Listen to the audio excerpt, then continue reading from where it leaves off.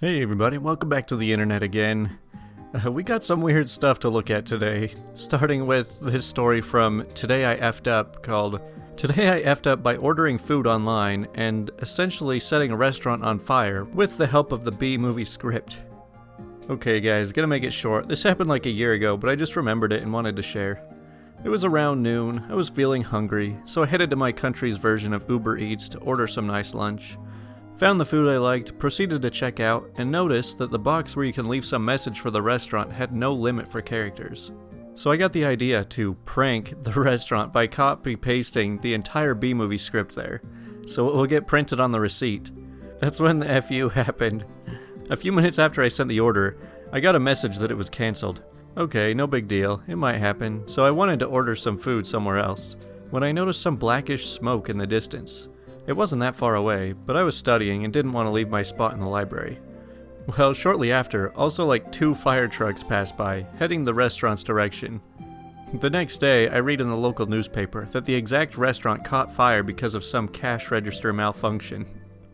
So TLDR, I ordered food online and set the restaurant on fire by pasting the B-Movie script into the order note box. You know, this sounds kind of absurd, but I would like to make one point in favor of this being real. Some of the very first electronic calculators, I mean, this is what they looked like, they don't look like calculators, but I think it was like the second version of these they made. They had to add like a cancel computing button, because if you tried to divide by 0 on one of these, they would just keep working themselves so hard until they caught on fire. So you need that manual button to stop that from happening. So I don't know, maybe these guys were just using a very outdated system. Also, how is this B-Movie meme still going on? Well, I guess it was like a year ago. Alright, this next one is called Entitled Parent Goes to a Gun Range. So I just got home from a gun range, and my experience today was something that I had to share. So here's what happened. I arrived at the gun range after receiving my new VEPR 7.62 by 39, and I also decided to bring my handgun to brush up on my holster draw skills. Everything was going as normal, bought a good amount of ammo, signed some papers, put my ear pro on, and headed outside of the shooting area. I was pleasantly surprised to see a mother and her young child, maybe 6 years old, on the range. He had a little Cricket .22 LR rifle, and I thought, oh, good to teach them while they're young. After I sat down and loaded my magazine, I started to fire at some of the closer targets to make sure my sights were correct. After a little bit of fiddling with that, I felt a tap on my shoulder. I turned and it's nobody else but the entitled parent, with the most fake smile I've ever seen. She says, "Excuse me, can you fire something that's not as big and loud? It's scaring my son." I look over to her son and he looked fine, but I simply smiled and said, "I'm sorry, but it's a gun range. You'll have to deal with it." She gave me the look of, "Did you really just talk back to me?" and walked away, huffing. I thought that was the end of that. Nope. I mean, when is that ever the end of that? I couldn't even get through another full magazine before she came up and grabbed my rifle, attempting to wrench it away from me, which caused a negligent discharge. When the rifle fired, she let go and screamed, slapping me pretty hard. She's, "What are you doing? Are you trying to shoot me? You freaking psycho?" I say, "What are you doing, lady? Coming up and grabbing my gun like that?" She continued screaming obscenities at me before one of the workers of the range quickly came out, asking what was going on. She's, "This idiot just tried to shoot me and my child after I told him his stupid gun was too loud. Who needs something that big anyway?" I say, "You grabbed my freaking rifle while I was shooting, dummy." The worker tried to calm the both of us down, and I proceeded to walk back to my rifle, unloading it and keeping my distance. He told the entitled parent that he will check the security footage, and if that was indeed the case, he will immediately call the police. Before he went and checked the footage, he had his manager come over and get my side of the story, and to watch me in case I did try anything. A few minutes passed and said coworker comes back, telling the woman that her and her child need to leave immediately. She threw an absolute fit, saying how people don't need big guns like that, and it was scaring her and her child. She ended up grabbing the child and dragging him behind her, as she stormed off to her car and drove off. You know, a gun range seems like a very strange place to go for someone who's afraid of guns. I don't know, maybe she was just looking for someone to pick a fight with. Alright, now here's a bit of a different formatted story from Choosing Beggars called OP's Ex-Wife Doesn't Want Son to Get a Better Car Than She Does. So my ex and I separated 11 years ago, and at the time we weren't doing so great financially. However, within the last 6 to 7 years, I started a business which has done much better than expected. My ex-wife remarried, but they had been struggling to make ends meet, I usually pay a decent amount more in child support than I legally have to pay, and my wife and I have a decent enough relationship these days. So my son's 17th birthday was a couple days ago, and since he got his license last month, I decided to get him a car. I did discuss this with my ex, and I told my ex that I was thinking of getting my son a car, and she thought it was a great idea since he splits his time between our houses and we lived about 45 minutes apart. I decided to splurge a little for his birthday because he's been doing great in school and I felt like he deserved it. So I got him a 340i, and I invited my wife and her family over to my house so we could surprise him with it. But when she found out what car I'd gotten him, she freaked out. She told me it was unfair that I'd gotten him a BMW while she drove a Civic. And she thought I was trying to undermine her, which was not my intention at all. She was incredibly pissed and kept saying it wasn't fair that my son got a new car while she drove an older car. She said that she assumed I would get him some old beater or something. According to her, I could have just given them the money since that would help them out a lot more. The way I see it is, I have no obligation to be paying more than I already do for them, and their finances are irrelevant to me. If I want to get my son something nice, I should be able to. Yeah, I mean, all you're paying for is child support. I mean, it doesn't sound like you have to be making alimony payments or anything. So this next story comes from I Don't Work Here Lady, called, "Lady, I'm too young to work here." So disclaimer, I was 13 at the time this story was taking place. So I was in the game store with my friend. I was explaining a game to him when I felt someone touch my shoulder. I turn around to a woman who I've never seen before, angry at me. She says, "You have been with this customer for 20 minutes. Me and my son need assistance." I had no idea what she was talking about. Then it hit me. She thought I worked there. Is she on drugs? I don't even look working age. She must be blind or think that this is a freaking sweatshop or something. I hope she didn't think that because she didn't seem to care if it was. I didn't want to be rude, so I agreed to help this woman and her son. Her son led me to the game he wanted. This game was rated M for mature. The kid was like 8. I replied, "Whoa, this game is way too inappropriate for you. Maybe when you're older, kid." The kid seemed mad and his mom said, "Don't you talk to my son that way. That's rude. Let me talk to your manager." "I don't even have a manager," I replied. "Yes, you do. Don't lie to me, young man." "I don't even work here," I exclaimed. "You bet you won't work here when I talk to your boss." This woman is clearly not sane. That kid probably isn't hers either. She's probably kidnapping him or something. There was no workers in sight, so I was helpless against the raging Karen. "Listen, lady, I didn't mean to be rude to you or your son, but I don't even work here," I yelled, to which she snidely replied, "Don't you yell at me. You need to respect your elders." "How are you my elder? You're only like 40, and I've never met you in my life," I explained. Finally, an employee came and heard us yelling. She tried to make up some bullcrap story like, "He's harassing us," but he didn't buy it. He told this spaz that I didn't work here and told her to get on with her day. Moral of the story, don't yell at random kids who are too young to work.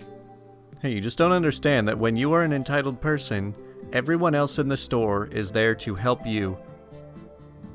Alright, moving on to a big story called How to Spread Your Inheritance in a Really Unique and Fair Way While Pissing Off Most of the Family. So this is the story of a good friend of mine's grandfather, and how he dealt with his inheritance in a very unique way. He had 2 sons, and each of them also had 2 sons. In the last half year of his life, my friend and me visited him every morning and every evening. You see, he did not want to go into a retirement home, and apart from getting ready in the morning and evening, he did not really need help. Now I need to explain something real quick. Back in the day, we still had mandatory service in the Army for 12 months, but there were several ways around it. I will only explain the most common way, since it's connected to the story. You see, instead of going to the Army, you could refuse to go to the Army for ethical reasons, which was really just a formality. You simply wrote a 1-page essay why you think being in the Army would violate your personal ethics, and they pretty much had to accept it. But that meant that you had to go into civil service. Civil service could be any kind of job that, in a wider sense, is a service to society. So these jobs range from kindergarten to retirement homes and anything in between, like hospitals. Homes for the physically or mentally disabled, Meals on Wheels, pretty much anything you can imagine. You would be paid for that time the same amount of money you would get in the Army, and had the right to certain perks like a free room, health insurance, work clothes, etc. The same stuff any soldier gets. Plus, since soldiers get free food, you either get free food or food allowance. I did my time in a retirement home, and it was an awesome experience. I think a job like that really widens your horizon as a young, arrogant turd, and really matures you and shows you what is actually important in life. So back to the story. I was just done with my time in the retirement home, and for 1 year simply wanted to job around and make some money. Then one of my best friends comes to me and tells me he needs my help. His grandpa can no longer do everything by himself, but really needs help in the morning to get ready and in the evening. Since I have already learned how to do this from real professionals, he asked me to show him, so his grandpa does not yet have to go to a retirement home. He later admitted Grandpa said that he would rather kill himself than go into a nursing home, and he seemed really serious about it. He did not tell me at this time since he did not want to pressure me into help like that, which I really appreciated. He was one of my best friends, and I really liked his grandpa. When I was younger, I didn't have a grandpa, but I visited him all the time and became his unofficial 5th grandson. So of course I said yes. The original plan was to show him for 2 or 3 weeks, and then observe him for another 2 or 3 weeks. Then he would do it on his own, but we ended up doing it together for over half a year. Then Grandpa had a stroke and died within 2 days in the hospital. 2 days later, my friend asked me to come with him to the lawyer where the last will would be spread. His grandfather had specifically asked that his will should be read the day before he gets buried, which is quite unusual, but not illegal as such. I asked why he wanted me there, and he told me the lawyer had officially invited me, since Grandpa had left me something as a thank you for my service. I was a bit embarrassed, but also happy that Grandpa had thought so highly of my service, he even put me in his last will. Now my friend's dad is an entitled a-hole, and the same goes for his uncle. We arrived there and went to his room. So his dad says, "Why the heck are you here? I know that Dad called you in jest his 5th grandkid, but this is for real family." The uncle says, "I bet the little gold digger hoped he would get some money in the will." I say, "I was asked to be here by the lawyer. Take it up with him. I have no idea why I'm here." Dad says, "If you pulled something to get to his money, I will sue you so hard even your kids will still need lawyers."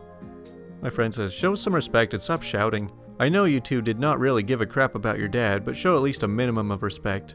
The uncle says, "How dare you talk like that to your elders, you little turd? You two get exactly as much respect from me as you'd showed your own father. None."